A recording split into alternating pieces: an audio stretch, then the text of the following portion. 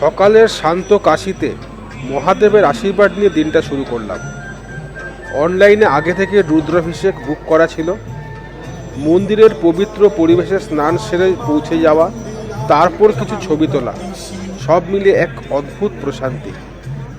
এরপর ফোন জমা দিয়ে যখন পুজোয় বসলাম, তখন চারপাশ যেন শিবময় হয়ে উঠেছিল। আমাদের রুদ্রাভিষেক অত্যন্ত ভক্তিভরে এবং সুশৃঙ্খলভাবে সম্পন্ন হলো। এখানকার সবথেকে চমৎকার বিষয় হলো মন্দির কর্তৃপক্ষের চমৎকার সুব্যবস্থা।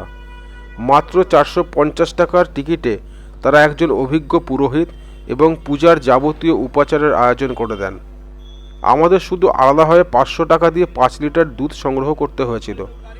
পুজো শেষে ললিতা ঘাটের নয়নাভিরাম ও স্নিগ্ধ প্রাকৃতিক সৌন্দর্য উপভোগ করে আমরা প্রশান্ত মনে সংকটমোচন হনুমান মন্দিরের উদ্দেশ্যে রওনা হলাম।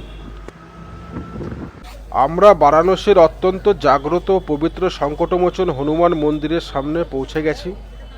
এই মন্দিরে প্রবেশের সময় ক্যামেরা নেওয়া নিষিদ্ধ, তাই ভেতরের অপূর্ব দৃশ্য ধারণ করতে পারলাম না। এর জন্য আমরা খুবই দুঃখিত।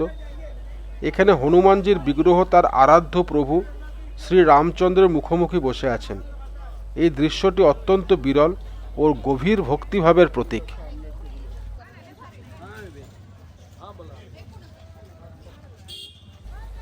এবার আমরা চলেছি বারাণসীর শতাব্দী প্রাচীন দুর্গা মন্দির দেখতে। এই মন্দিরটি 1800 শতকে নির্মিত হয়েছিল। ঐতিহাসিকভাবে জানা যায় নাটোরের রানী ভবানী দেবী প্রায় 1760 থেকে 1770 সালের মধ্যে এই মন্দিরটি নির্মাণ করেন।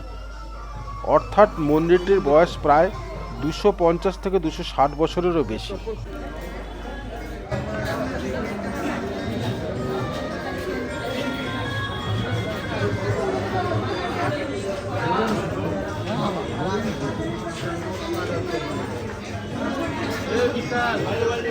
বাজে বিকাল 5টা।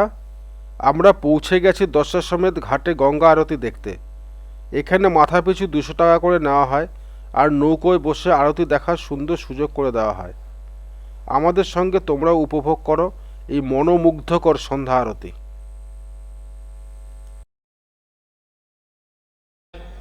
শুধু আমরাই নয়, আজকে এখানে উপস্থিত আছেন বলিউড অভিনেত্রী কঙ্গনা রানাউত। উনিও এসছেন আমাদের মতো এখানে গঙ্গা আরতি দেখার জন্য। চেষ্টা করছি অনেক দূর থেকে ওনার ছবিটা একটু দেখানোর জন্য।